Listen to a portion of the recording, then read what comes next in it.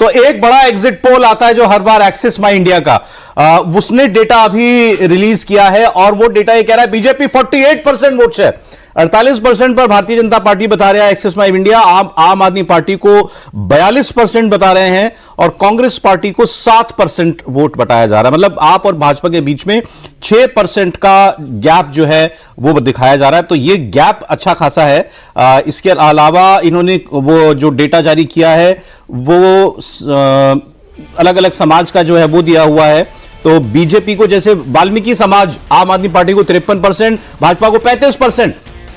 इसके अलावा जाटव वोट 60% आप, 28% भाजपा। मतलब ये कह रहे हैं दलित वोट तो गया, मोर देन 50% गया है आप आदमी पार्टी को। इसके अलावा अदर शेड्यूल कास्ट में 51% आप, 39% भाजपा। ठीक है, जाट वोट 63% भाजपा और 28% आप, लगभग 10% जाट वोट है और दलित वोट 18% है। जाट वोट जा रहा है बीजेपी की तरफ इनके हिसाब से।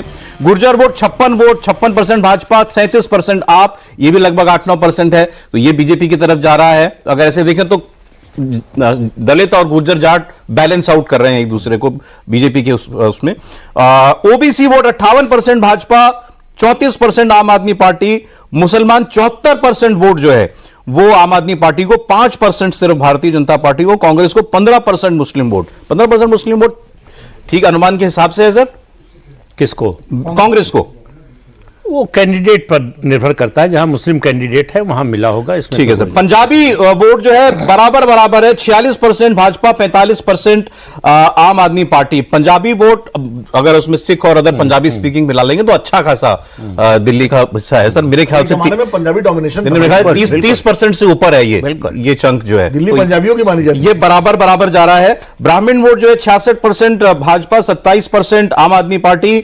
राजपूत वोट 61% भाजपा, 32% आम आदमी पार्टी, यहां कोई सरप्राइज नहीं है। सिख वोट 69% आप, भाजपा को 24%। मेरे ख्याल से 4 से 5% सिख आबादी है, 3 से 4 के बीच, 3 से 4%। ठीक सर।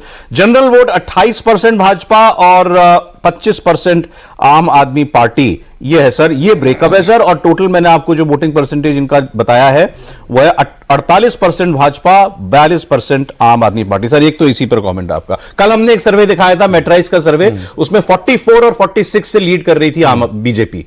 वहां 2% का गैप था, यहां 6% का गैप है वोटिंग में, विच इज मोर बिलीवेबल। देखिए, ये जो आपने अलग अलग सामाजिक वर्गों के आंकड़े बताए, अगर ये पिछले चुनाव के आंकड़े भी होते तो ज्यादा समझ में आता कि शिफ्ट किधर हो रहा है। लेकिन ओवरऑल जो परसेंटेज है वो शिफ्ट बताता है कि बीजेपी की तरफ ज्यादा हो रहा है। बीजेपी, आप शुरू कीजिए 93 के बाद 98 से अभी तक एक थ्रेशोल्ड था 40% वोट का, जिसको क्रॉस नहीं कर पा रही थी। अब ये आंकड़े अगर सच्चाई में बदलते हैं तो इसका मतलब है बीजेपी ने वो थ्रेशोल्ड पार कर लिया है। वो थ्रेशोल्ड पार करने का मतलब ये है कि जो मिडिल क्लास का वोट है उसको थोड़ा कम थोड़ा ज़्यादा मिलता रहता, उसको ज़्यादा हिस्सा उसी को मिलता था। बीच में 15 और 20 में बहुत ज़्यादा हिस्सा जो है आम आदमी पार्टी को मिला। लेकिन इस बजट के बाद स्थिति बदली है। इनरोड किया है बीजेपी ने ओबीसी, जाटव और उसके अलावा गुर्जर वोटों में। ठीक है सर। वो उसकी वजह से मुझे लगता है जाटव में, इनके हिसाब से तो जाटव में नहीं रिफ्लेक्ट कर रहा है, जाट गुर्जर वोट में रिफ्लेक्ट कर रहा है। इसलिए ये तो आप इस आधार पर कह रहे हैं कि आम आदमी पार्टी को ज्यादा मिला है, लेकिन पिछले चुनाव में क्या इतना ही मिला था? ठीक है। अगर ओवरऑल अगर वोट की बात करें तो एक्सिस माई इंडिया के एग्जिट पोल के हिसाब से आम आदमी पार्टी सर 12% डाउन हो रही है विनोद जी, और 10% अप हो रही है बीजेपी। रियलिस्टिक है ये ट्रेंड? एक्सिस माई इंडिया का जो है वो ट्रेंड बता रहा है, और ये एक्सिस माई इंडिया ने ये ट्रेंड आमतौर पर सारे एग्जिट 10 में से 8 एग्जिट पोल का ट्रेंड है। बीजेपी की ग्रोथ का ट्रेंड आमतौर पर सभी एग्जिट पोल बता रहे हैं, बिल्कुल जितने। और हम लोग भी ये मान के चल रहे थे कि बीजेपी 38% से ज्यादा जाएगी। कितना जाएगी ये अभी अलग बात है, अलग अलग मान। और आम आदमी पार्टी का 54% जो वोट था वो बढ़ने की कोई गुंजाइश नजर नहीं आ रही थी कि 54 का 56 हो जाएगा। बल्कि चुनौती ये थी आम आदमी पार्टी के सामने को 54% रिटेन करे अपना, तभी तो उसका वो बनेगा। और अगर बीजेपी बढ़ती है तो रिटेन कैसे करेगी? वोट शेयर तो बीजेपी कहाँ से लेगी? आम आदमी पार्टी से ही लेगी। कांग्रेस के पास कांग्रेस के पास है ही कोई नहीं। वोट ही नहीं है, 4% वोट है कांग्रेस का। वो भी 4% कैंडिडेट्स का है। भाई इन्होंने 4.5 का 7% कर दिया है, हाँ, 2.5% वोट बढ़ाया है। हाँ, तो वो बढ़ाया है ना कांग्रेस ने, बजाय कांग्रेस का छीना नहीं, कांग्रेस ने थोड़ा बहुत गेन ही किया है। तो कांग्रेस ने भी आम आदमी पार्टी से ही गेन किया होगा, कांग्रेस बीजेपी का वोट नहीं गेन करेगी।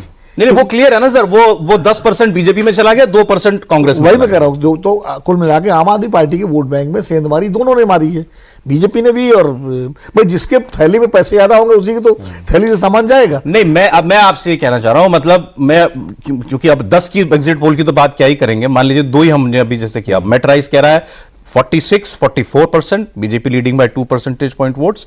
एक्सिस माई इंडिया कह रहा है BJP leading by 6 percentage point votes, which is more believable.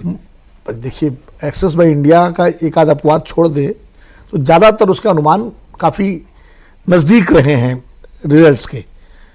कुछ अपवाद लोकसभा चुनाव में सारे क्रेडिबिलिटी उसकी है, लेकिन आमतौर पर उसके तो अगर वो इतना दे रहा है तो फिर तो नतीजे कुछ और ही होंगे ना। इन्होंने सीट नहीं दी है सर, सीट इन्होंने नहीं दी है सर। सीट कल देंगे क्या? मुझे नहीं पता, परसेंटेज दिया है, हो सकता है कल सीट निकले। कहीं 8 कोई ना देते हो। नहीं, लोकसभा के बाद सब